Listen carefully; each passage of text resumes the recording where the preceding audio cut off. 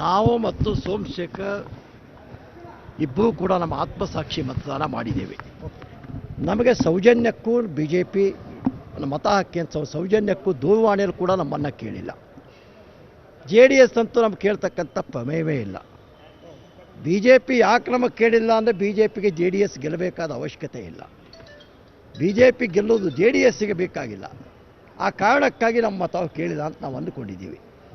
ಕಾಂಗ್ರೆಸ್ನ ಮುಖ್ಯಮಂತ್ರಿಗಳು, ಮಾಜಿ ಮುಖ್ಯಮಂತ್ರಿಗಳು, ಅಧ್ಯಕ್ಷರು, ಮುಖಂಡರೆಲ್ಲ ಸೇರಿ ನಮಗೆ ಮತದಾನ ಮಾಡಿ ನಿಮ್ಮ ಸಹಾಯ ಮಾಡ್ತೀವಿ, ನಿಮ್ಮ ಅಭಿವೃದ್ಧಿಗೆ ಸಹಾಯ ಮಾಡ್ತೀವಿ ಅಂತ ಹೇಳಿದ್ದಾರೆ.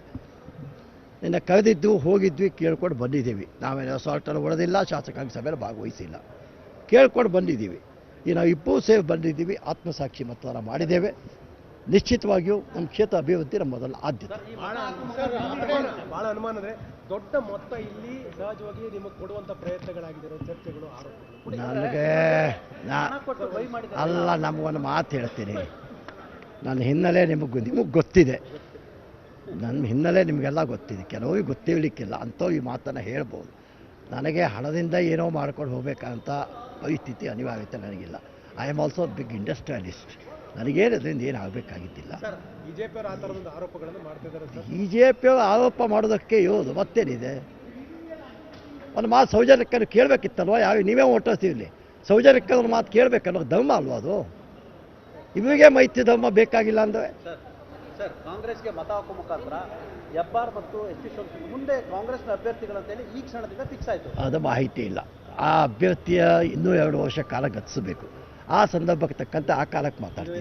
ನಿಮಗೆ ಇವತ್ತು ನೀವು ವೋಟ್ ಹಾಕೋದ್ರ ಮೂಲಕ ನಿಮ್ಮ ಮುಂದೆ ಸೀಟ್ ಕನ್ಫರ್ಮೇಷನ್ ಮಾಡುವಂಥ ಒಂದು ಭರವಸೆ ನಿಮಗೆ ಕೊಟ್ಟಿದ್ದಾರೆ ಅನ್ನುವಂಥ ಮಾಹಿತಿಗಳು ಕೂಡ ಇದೆ ಸರ್. ಅದು ನಿಮ್ಮ ಊಹೆಗೆ ನಿಲ್ಕಿದ್ದು.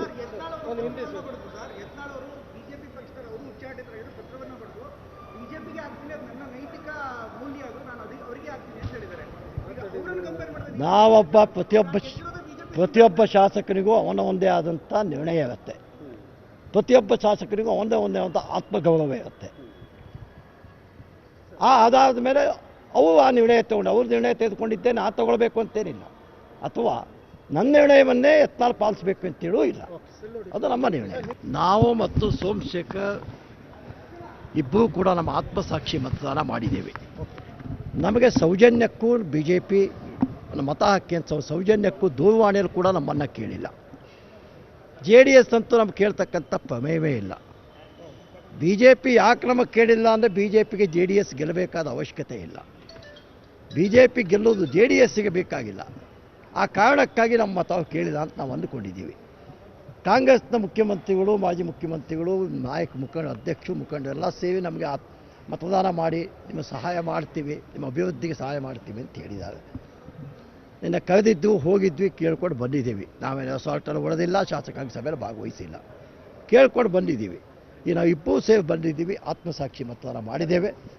ನಿಶ್ಚಿತವಾಗಿಯೂ ನಮ್ಮ ಕ್ಷೇತ್ರ ಅಭಿವೃದ್ಧಿ ನಮ್ಮ ಮೊದಲ ಆದ್ಯತೆ. ಭಾಳ ಅನುಮಾನ ಅಂದರೆ ದೊಡ್ಡ ಮೊತ್ತ ಇಲ್ಲಿ ಸಹಜವಾಗಿ ನಿಮಗೆ ಕೊಡುವಂಥ ಪ್ರಯತ್ನಗಳಾಗಿರೋ ಚರ್ಚೆಗಳು, ಆರೋಪಗಳು ನನಗೆ ಅಲ್ಲ, ನಮಗೊಂದು ಮಾತು ಹೇಳ್ತೀನಿ. ನನ್ನ ಹಿನ್ನೆಲೆ ನಿಮಗೆ ಗೊತ್ತಿದೆ. ನನ್ನ ಹಿನ್ನೆಲೆ ನಿಮಗೆಲ್ಲ ಗೊತ್ತಿದೆ. ಕೆಲವರಿಗೆ ಗೊತ್ತಿರಲಿಕ್ಕಿಲ್ಲ, ಅಂಥವು ಈ ಮಾತನ್ನು ಹೇಳ್ಬೋದು. ನನಗೆ ಹಣದಿಂದ ಏನೋ ಮಾಡ್ಕೊಂಡು ಹೋಗ್ಬೇಕಂತ ಪರಿಸ್ಥಿತಿ ಅನಿವಾರ್ಯತೆ ನನಗಿಲ್ಲ. I am also big industrialist. ನನಗೇನು ಅದರಿಂದ ಏನು ಆಗಬೇಕಾಗಿದ್ದಿಲ್ಲ. ಬಿಜೆಪಿಯವರು ಆ ಥರದೊಂದು ಆರೋಪಗಳನ್ನು ಮಾಡ್ತಿದ್ದಾರೆ. ಬಿ ಜೆ ಪಿಯವರು ಆರೋಪ ಮಾಡೋದಕ್ಕೆ ಇರೋದು ಮತ್ತೇನಿದೆ? ಒಂದು ಮಾತು ಸೌಜನ್ಯಕ್ಕನ್ನು ಕೇಳಬೇಕಿತ್ತಲ್ವ? ನೀವೇ ಓಟಿಸ್ತೀವಿ, ಸೌಜನ್ಯಕ್ಕನ್ನು ಮಾತು ಕೇಳಬೇಕನ್ನೋ ಧರ್ಮ ಅಲ್ವ ಅದು? ಇವರಿಗೆ ಮೈತ್ರಿ ಧರ್ಮ ಬೇಕಾಗಿಲ್ಲ ಅಂದರೆ ಸರ್, ಕಾಂಗ್ರೆಸ್ಗೆ ಮತ ಹಾಕೋ ಮುಖಾಂತರ ಹೆಬ್ಬಾರ್ ಮತ್ತು ಎಸ್ ಟಿ ಸೋಮಶೇಖರ್ ಮುಂದೆ ಕಾಂಗ್ರೆಸ್ನ ಅಭ್ಯರ್ಥಿಗಳಂತೇಳಿ ಈ ಕ್ಷಣದಿಂದ ಫಿಕ್ಸ್ ಆಯಿತು. ಅದು ಮಾಹಿತಿ ಇಲ್ಲ. ಆ ಅಭ್ಯರ್ಥಿಯ ಇನ್ನೂ 2 ವರ್ಷ ಕಾಲ ಗತಿಸಬೇಕು. ಆ ಸಂದರ್ಭಕ್ಕೆ ತಕ್ಕಂತೆ ಆ ಕಾಲಕ್ಕೆ ಮಾತಾಡ್ತೀವಿ. ನಿಮಗೆ ಇವತ್ತು ನೀವು ವೋಟ್ ಹಾಕೋದ್ರ ಮೂಲಕ ನಿಮ್ಮ ಮುಂದೆ ಸೀಟ್ ಕನ್ಫರ್ಮೇಷನ್ ಮಾಡುವಂಥ ಒಂದು ಭರವಸೆ ನಿಮಗೆ ಕೊಟ್ಟಿದ್ದಾರೆ ಅನ್ನುವಂಥ ಮಾಹಿತಿಗಳು ಕೂಡ ಇದೆ ಸರ್. ಅದು ನಿಮ್ಮ ಊಹೆಗೆ ನಿಲ್ಕಿದ್ದು.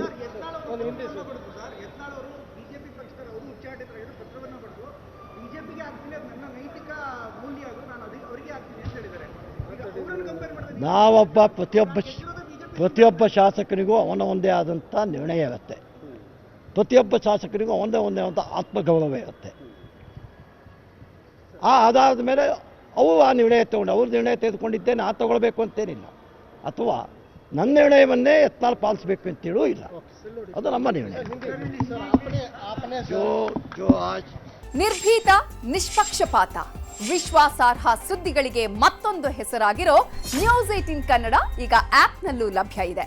ದಯವಿಟ್ಟು ಇಲ್ಲಿರೋ QR ಕೋಡ್ ಅನ್ನ ಸ್ಕ್ಯಾನ್ ಮಾಡಿಕೊಂಡು ಆಪ್ ಡೌನ್ಲೋಡ್ ಮಾಡೋದಕ್ಕೆ ಮರಿಬೇಡಿ.